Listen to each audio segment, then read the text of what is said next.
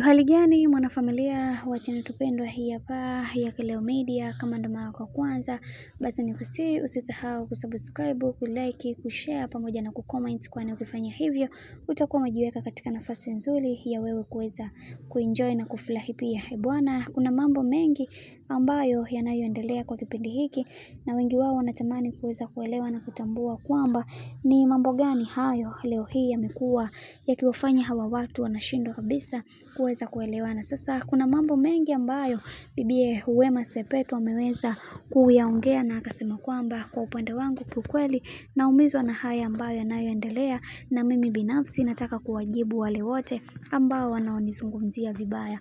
Kiukweli leo hii dada yetu Wema Sepetu ameweza kufunguka vitu vingi, kisha akasema kwamba binafsi yangu natamani kuweza kuona nikikaa na amani yangu na furaha tele katika maisha yangu, lakini haya mambo ambayo yanayoendelea kwa kipindi hiki sitamani kabisa kuweza kuyasikia. Kumekuwa na minong'ono mingi ambayo inayoongeleka huko mitandaoni kwamba mimi nimeweza kujitoa katika kundi la A-list. Ni kweli nimeweza kujitoa, na hii ni kutokana na masimango ambayo yanayoendelea katika maisha.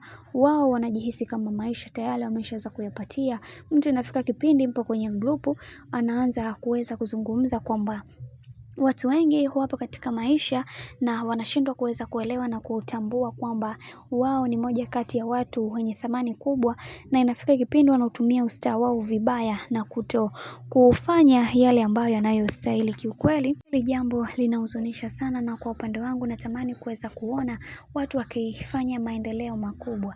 Sasa wao wamekuwa wakiniataki katika kila hatua ya maisha yangu, waniambie kwamba sina mwelekeo mzuri wa maisha, sina mwelekeo na mpangilio bora katika maisha, nategemea masuala mazima ya wanaume. Kiukweli hili jambo limekuwa likiniumiza sana, na kwa upande wangu sipendezewi kuweza kuona haya yote ambayo yanayoendelea, lakini kwa upande wangu niliweza kumwachia Mungu. Nikaona kwa nini haya yote yanazungumzwa tu kwangu, hivyo ni bora niende na maisha, niendeleze maisha yangu, kwa sababu kuna mambo mengi yamekuwa yakitokea. Mimi binafsi nashindwa kuelewa haya ambayo yanayoendelea kwa kipindi hiki, na anaumizwa sana kuweza kuona watu wakinizungumza vibaya. Mimi binafsi natamani kuweza kuona nikipiga hatua kadri siku zinavyozidi kwenda, kwa sababu kuna watu wengi wanaamini katika haya maisha. Watu katika kila jambo wao ndio wajuaji sana, ila kwa upande huu sasa kiukweli niseme nimechoshwa na hizi drama ambazo zinazoendelea.